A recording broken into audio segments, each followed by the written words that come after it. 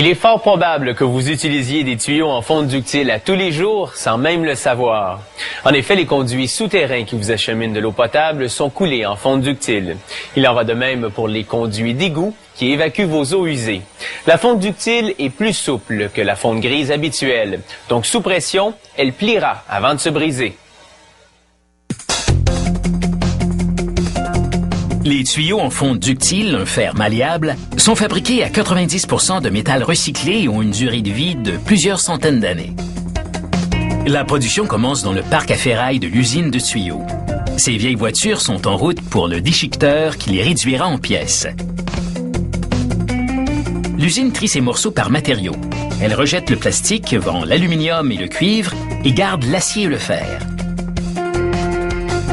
L'usine reçoit aussi des ferrailles d'immeubles démolis et d'autres sources. Une fois la composition chimique analysée, le métal déchiqueté est trié en conséquence. L'opérateur de la grue utilise un aimant industriel pour recueillir un poids précis de chaque type d'acier et de fer.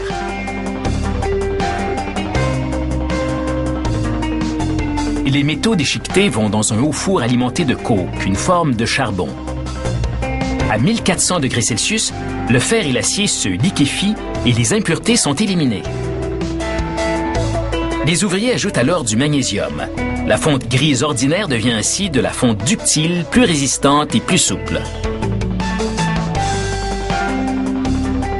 La fonte liquide s'écoule dans une goulotte vers une machine de coulée. Elle entre dans un moule centrifugeur. La force centrifuge projette la fonte contre les parois du moule.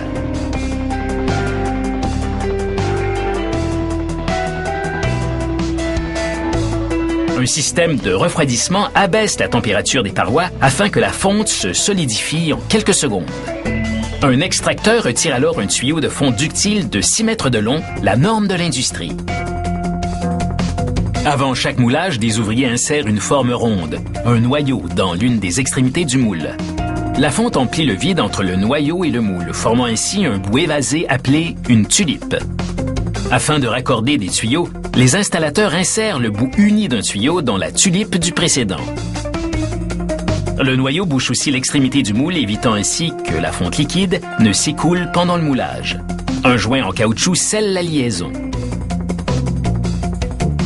La même machine de coulée peut fabriquer des tuyaux de différents diamètres en changeant simplement la taille du moule à l'intérieur.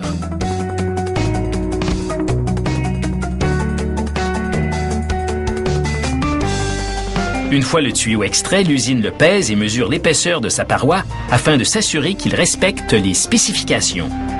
Le noyau est ensuite retiré par l'extrémité de la tulipe.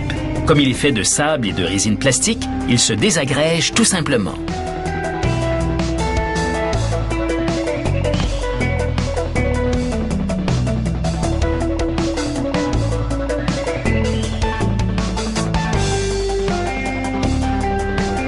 Cette usine fabrique des tuyaux de différents diamètres. Mais peu importe la taille, le procédé de moulage demeure le même. Il faut seulement moins de temps pour les plus petits tuyaux car ils se solidifient plus rapidement.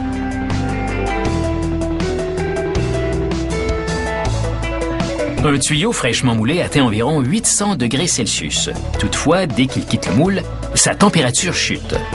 Ce refroidissement rapide rend la fonte cassante. Le tuyau va donc directement dans un four de recuit au gaz. Celui-ci le réchauffe à 930 degrés Celsius, ce qui altère la structure interne de la fonte, la rendant souple à nouveau.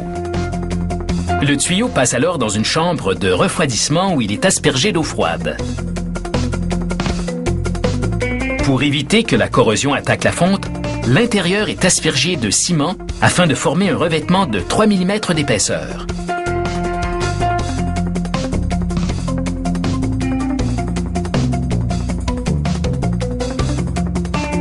L'intérieur est ensuite égalisé en faisant tourner le tuyau pendant quelques secondes. Tout le tuyau est alors peint tant à l'intérieur qu'à l'extérieur.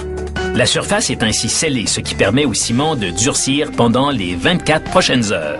Ce procédé permet aussi une protection accrue contre la rouille. Et finalement, un robot peint une démarcation autour de l'extrémité droite de chaque tuyau. Et c'est un guide de profondeur qui permet à l'équipe d'installation de savoir que le bout droit du tuyau a été inséré aussi profondément que possible dans la tulipe du tuyau suivant.